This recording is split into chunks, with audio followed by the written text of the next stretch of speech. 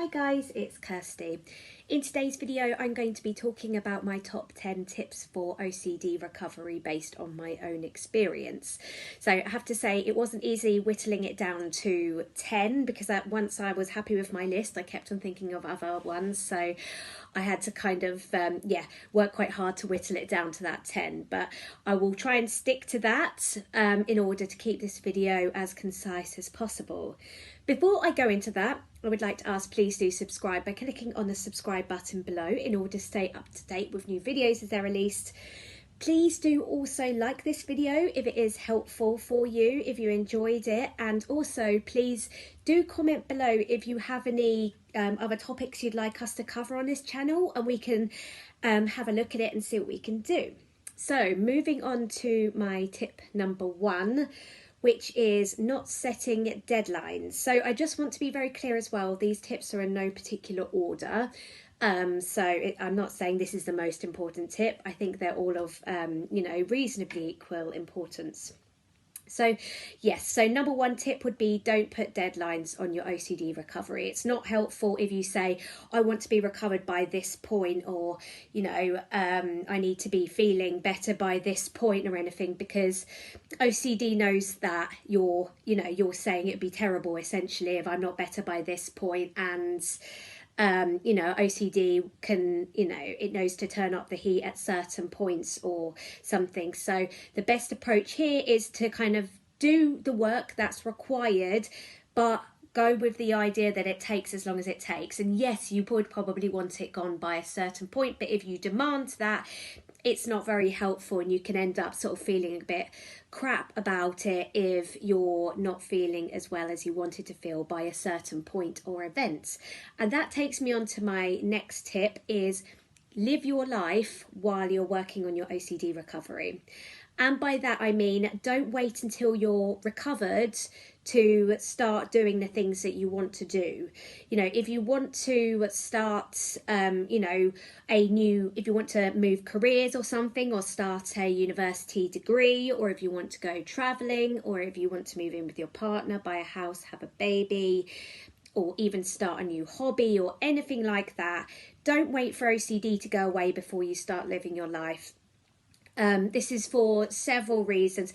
One of them kind of goes in line with the first tip, and that OCD knows that you want it gone by a certain point. Firstly, but also as you do the things that you want to do and you live life on your own terms while you're working on recovery, you're showing OCD who's boss. So by not doing certain things because your OCD isn't gone, or because you're not recovered, it's kind of a little bit like avoidance as well. And as we know, avoidance behaviours are essentially compulsive behaviours, and they feed into the OCD cycle. So yeah, my second tip is live life on your terms while you're working on recovery, and that means doing the things that you want to do regardless of whether you're recovered. So my third tip kind of leads on from that, and that's to kind of get yourself a bit of a lifestyle structure in place while you're working on your recovery. And by that I mean, some of us, if we've been struggling with OCD for quite a long time, it might be that you've been signed off work or something, or perhaps you've been kind of avoiding going to the gym or socialising and things like that because you've been struggling. But the more you kind of get yourself into, get a day-to-day sort of lifestyle routine going, the better. OCD thrives on kind of lack of doing things, I suppose. So there is an element of keeping yourself busy to an extent here, permitting it's not compulsively busy in an avoidance kind of way. But it's good to keep yourself busy and have other focuses so that you're not zeroing in, testing how you're feeling every day with your OCD. Having a day-to-day, like getting out and about each day, if you're working, if you've got a job, that can be very, very helpful because it gives you things to work on, other things to think about, gets your mind focused externally rather than internally, because that's a big part of the cycle with OCD. It's the internal kind of checking and constant monitoring of how we feel and what we're thinking and what sensations we're feeling. And that includes, you know, if there's a way of incorporating some kind of physical activity into your day as well, it can be very good for your mental health, even if it's just, you know, doing some stretches or walking or anything like that. And, you know, being around people, socializing, not avoiding things in your day-to-day life. So having your lifestyle structure, if you've been kind of out of the game for a while because of your OCD, maybe start dipping your toe in the water, seeing if you can get back to work, and gradually seeing if you can get back to the gym if that's something that you were doing before, or whatever hobbies you may have been doing before. These things are all very, very useful for OCD recovery, because it's going along with the idea of living life on your own terms. And as I said, also it takes the focus kind of outside of, you know, stops you focusing internally constantly. So along with your day-to-day life, you're going to need to be fitting in when you're going to be doing the other recovery work, in terms of the therapy work, I suppose, you know, exposure and with response prevention, any of your homework that you may be doing, that you've discussed with the person that you're working with on your OCD. So whatever kind of cognitive work that you're doing, that needs to be fitted into your day.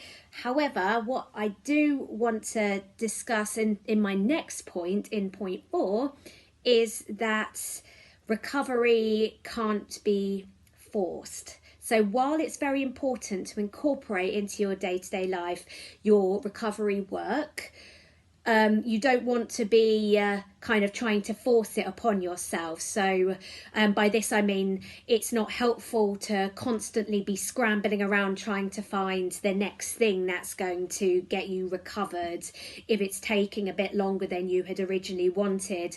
Or, you know, if you're working on unconditional acceptance that we talk about on this channel a lot, for example, trying to force unconditional acceptance, so jumping all over the thoughts when they come up, or compulsively doing your whatever CBT work you might be doing, you know, whether if you're, for example, if you've ever done thought challenging or something, you know, trying to compulsively thought challenge.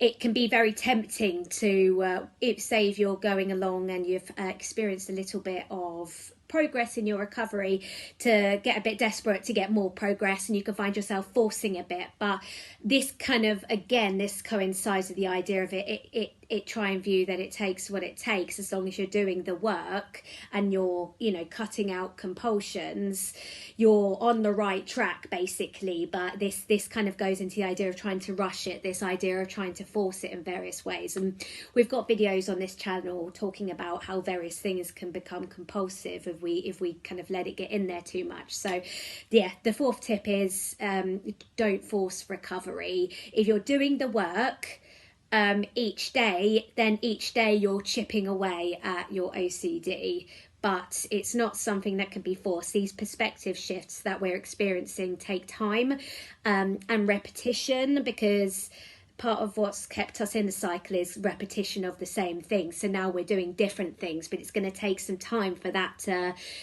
become the new habits, the new kind of automatic ways of behaving and also thinking as well. And leading on from that is my tip number 5, is how you view setbacks, relapses, kind of unexpected spikes. So these are all part of the recovery journey, and bearing this in mind is my next tip, basically, is that you don't need to write your recovery off because you've had a relapse, or, you know, perhaps you've gone back into doing some compulsions that you were working on kicking after doing well for a while. Try not to beat yourself up over these things. It happens, and it's quite an important aspect of the recovery journey, because each time, you know, you might have a setback or something, you're then kind of forced to practice even more the tools that you're learning to move forward from that. So it's all basically sharpening the tools in your tool belt as you're working on your OCD recovery. So it's basically, it's helpful to view relapses and setbacks in that way, and to have maximum compassion for yourself when you find yourself, if you find yourself going through these stickier periods in your recovery, because it's not easy. You know, you're doing the best you can, and it's also, you're not doomed to go back to square one. You can't go back to square one because you can't unlearn all of the things you've learned. So that is a very, very important tip. Perhaps one of the most important ones is how you view relapses. You know, don't let yourself go off into a spiral about it. And please do check out some of the other videos on this channel about dealing with setbacks on your recovery journey, because I think it's quite an important message. So my tip number 6 is to maintain an awareness that the nature of your thoughts or the topic of your theme will potentially move around and switch as you move along your recovery journey. It might be complete theme shifts, or it might just be the way that you're experiencing the thoughts. It may be that previously you were having the intrusive thoughts, but now the kind of intrusive thoughts are that you liked the intrusive thoughts originally, or something like that. And along those lines also is as you work in your recovery and your anxiety starts to reduce slightly, which is a good thing. You might find yourself starting to have the kind of backdoor spike kind of thoughts, and this is where your mind starts to suggest that maybe your reduction in distress and anxiety is evidence for your theme actually being real and true. So just be aware that your OCD will continue to throw out these kind of ideas as you move along your recovery journey, in order to get your attention, basically, in order to get you back doing what it thinks is safety behaviours to keep you safe. So just be mindful that it might switch around like that as you move along, and also that, just, you know, if yours doesn't switch themes as much as somebody else, that doesn't mean that yours is true and theirs isn't, because what you'll probably find is that, you know, the thoughts that might come up might vary slightly, even if it is amongst the same theme. But OCD will use the material that it needs to use to keep your attention, basically. So just be mindful of that as you move along your recovery journey, that may happen. And as I said, as well, about the backdoor spike as well. So my next point is just be mindful of how much you're comparing yourself to other people when you're working on your recovery journey. So as I said before, with the way that themes can shift or change, if you're someone whose theme hasn't changed, just because somebody else's theme has changed several times, it doesn't mean that they're less stuck than you are. And or if it's the other way around, if your theme has changed several times and somebody else's theme hasn't changed, it doesn't mean that you've got a more extreme version of OCD or anything like that. So just be mindful if you find yourself comparing your journey to others, and also when it comes to looking at the amount of time it's taking somebody else to kind of get to a different level of recovery, because you don't know, it could be you could be coming up to sort of a real shift in perspective that could really make a big difference to you. Like, it could be just around the corner for you. You just don't know. And also this kind of a lot of people would say this with mental health, you know, comparison is really not something that's always very helpful to us if it's a comparison in a way that you know, makes us feel hopeless or anything like that, because the last thing we need is to feel like that when we're working on our recovery, because, you know, it takes hard work and we want to feel like we're getting somewhere with it. So that's an important one, is be mindful when you're comparing yourself to other people who are on the OCD recovery journey, but also be mindful generally of comparing yourself to other people. You know, are you comparing yourself to your friends, beating yourself up because they're more productive than you or anything like that? It goes against the idea of self-compassion, and it's not helpful. So it's nice to look towards others for some inspiration, for hope and things like that, but not if you're kind of looking at them feeling hopeless, thinking, oh, they got there, I'm not going to, and things like that.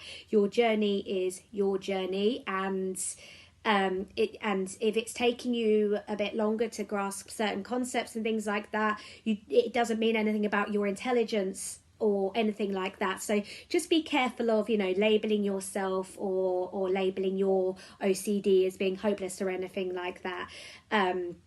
You know, because OCD can we can find ourselves indulging in a little bit of black and white thinking there, and we want to be moving away from that kind of rigid thinking into thinking it a bit more with a bit more flexibility. So number 8 as a tip is potentially going to sound a bit harsh, but I hope you'll hear me out. So when I was working on my recovery, especially quite early on when I was suffering quite badly still, I longed to go back to how I was before I became chronically stuck. Basically, I just wanted to go back to being the person I was before, because OCD can make you feel like you lose yourself, which is really, really scary. And it was when I started to let go of that idea that I was kind of suffering less, and it helped change my perspective on my OCD overall, and that kind of contributed towards my progress that I made in my recovery. And the reason for that is that, again, with the whole black and white thinking idea, we can kind of look back at, the day before we became chronically latched on, because sometimes maybe there was a few things and it was gradually, and some people talk about how they actually remember the moment, and I do actually remember the moment that mine latched on chronically 24/7. So in hindsight, I can see before that I was getting gradually worse, but it wasn't latched on 24/7. Quite so chronically. I was I was functioning fine, but I remember the moment where my anxiety levels ramped up, and it was kind of coming at me all the time, and I was signed off work and things, and I used to just be desperate to go back to how I was before that. But actually, the things that we learn on our recovery journey, they equip us not just to tackle our mental health going forward after we've recovered, but they equip us for the rest of our lives as well. The perspective changes that we go through as we're working on our recovery can almost enable us to feel a greater degree of joy, I feel, going forward, and gratitude for the things, the moments in life that we're enjoying, we're able to enjoy, and gratitude for the things that we do have, the physical health, for example. So and also what I think is that I personally found myself looking back at that time before my OCD got locked on chronically, with rose tinted specs, because actually I was highly stressed, highly anxious, and I was very down because I was always, there was always something generally health wise for me that I was lower level obsessing about anyway. So I would bear in mind the fact that as you work on your recovery, you've got the potential to be happier than you were before, to suffer less than you were before your OCD latched on chronically. So the more you can kind of become a bit more accepting of your OCD, and also bearing in mind that that you might be looking back at before your OCD latched on chronically with rose tinted specs, you probably weren't as well, or doing as well mentally as you might think you were. It's just that you're comparing one to the other. But now you're learning the things that you need going forward to kind of live a life of higher quality of life, essentially, and you can't unlearn those things, and these things you didn't know before. I didn't know at the age of 31 when my OCD locked on chronically. I didn't know that thoughts are just thoughts. That was not. I didn't know about rumination. I didn't know about mindfulness. I didn't know about any of that. So just bear that in mind, and take it with a pinch of salt if your mind throws out the idea that life was so wonderful, because you have the capability going forward to feel a lot better than you did before your OCD was locked on chronically. So my next tip, which I believe is number 9, is that the recovery work that you're doing needs to come from you. So you can ask the people around you not to reassure you, not to kind of play into your compulsions and things like that. And that's really helpful if they have some awareness and they know not to feed in. But the real work needs to come from you. At some point, you've got to stop asking for reassurance in the first place. You've got to make that choice, because making those choices is you showing your brain that you have the autonomy to do that. Whereas if it's kind of, I'm still going to try and do the compulsion, then somebody might tell me no. Yeah, that's good, because we didn't necessarily get reassured, but we've still tried to seek it. So it still showed our brain that it's an unbearable, awful thought, and we can't face the uncertainty that it might be true. So I think that's very important, that the work needs to come from you. And in addition to that, the work, it is hard work and it is frustrating at times, but please bear with yourself through that frustration, and keep at it. And then that brings me to my final tip, and that tip is don't give up, basically. So as I said, OCD is really infuriating and frustrating. It's not easy working on your recovery. It's scary, and it feels like you're taking risks trying to live life on your own terms rather than OCD's terms. If you've been living a certain way for a long time, just going about your day-to-day life can feel scary when you've got 24/7 obsessions telling you that you're doomed, or or whatever it might be. But don't give up. Keep hope. Hope is so important when it comes to mental health recovery. And, hopefully channels like this with people who have recovered from OCD, who, live with OCD and enjoy their lives now. I hope, hopefully that gives hope that you can recover, and, it gives hope that you can have, you can make progress and not be chronically anxious anymore, and not be 24/7 doing compulsions and things like that. There's videos in this channel talking about the importance of hope in recovery, and I just think that is so valuable as well, because OCD makes you doubt so much. It can make you doubt your recovery, make you doubt you're doing the right thing in recovery, make you doubt how much you've recovered. Sometimes in those really, really, bad days, it's just holding on to hope that it will get better. If you do the work, it will get better. So really, really, really don't give up. This video has been helpful in terms of talking about my 10 tips for OCD recovery. As I said, please do comment below if you've got any other suggestions of videos that you would like us to have a look at, seeing what we can do to cover. So thank you very, very much for watching, and do take care. Bye.